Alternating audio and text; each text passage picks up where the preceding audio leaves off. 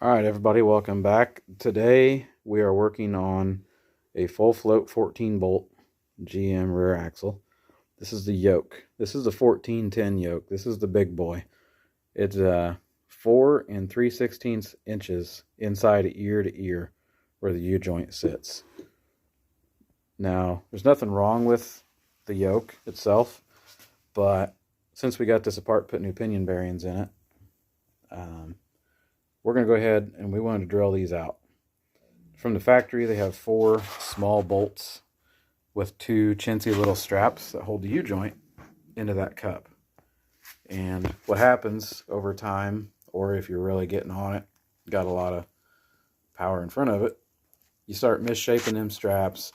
U-joint gets loose in the nest here, and it flops around, and you start breaking bolts. You bend and break straps, and then you try and change it. The head of the bolt rounds off, or you break the bolt off just trying to unbolt it because it's seized into the yoke, because the threads are open on the back side and they rust and corrode, and just the list goes on and on. So building this rear end, we have decided we're going to drill these out. Put bigger U-joint or U-bolts in there instead of the 4 bolts and the 2 straps. We're going old school style.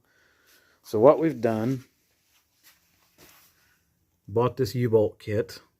It's a Dana Spicer 3-94-18X. American made. This is the good stuff. O'Reilly's $11-12 give or take, and just my regular old hammer drill. And I'll show you what that step bit did in a minute. But I started with the 21/64, and that is to chew the tempered threads out of this yoke. That's going to be the worst part of your day. That pretty much sucks. Once the threads were out, the 11/32 and then the 23/64, and then the final was a 3/8 drill bit. Those were like a hot knife through butter. Man, just a little bit of cutting oil, holding her still with the yoke and the vise, just went right through it, no problem. I got the 3/8 holes drilled.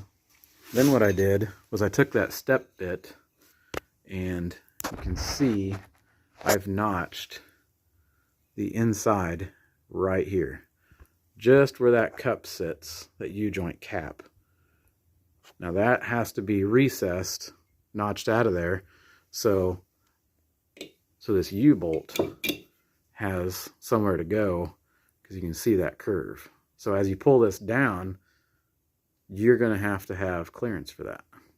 So with that all the way down, that's even further than it's going to be home, because that's going to crush the cap if you pull it down that tight. But I do have clearance for it, and plenty of threads hanging down below.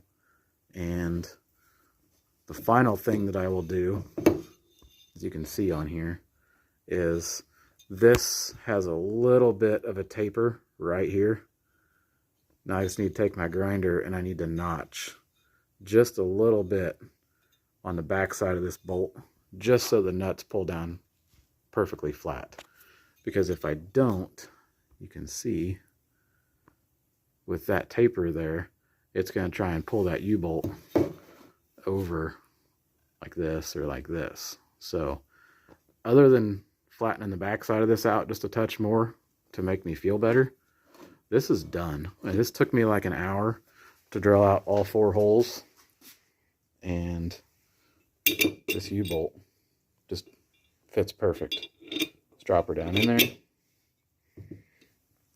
You can go buy the Yukon kit for a couple $100. We're just going to do this. I don't see any reason why this won't work. This will make life a little easier too, and you go buy a pinion seal and stuff like that. You're not really necessarily chasing aftermarket specialty sized parts of seals that fit a specialty yoke or anything like that that may come up. Simplicity, originality, yet effective, and actually put together the way GM should have done it to begin with. So pretty simple stuff. I'm going to sandblast it up. I'll probably post another video just of that separately, and we'll get it painted and get this rear end all rebuilt and put her on the road again. Thanks for watching.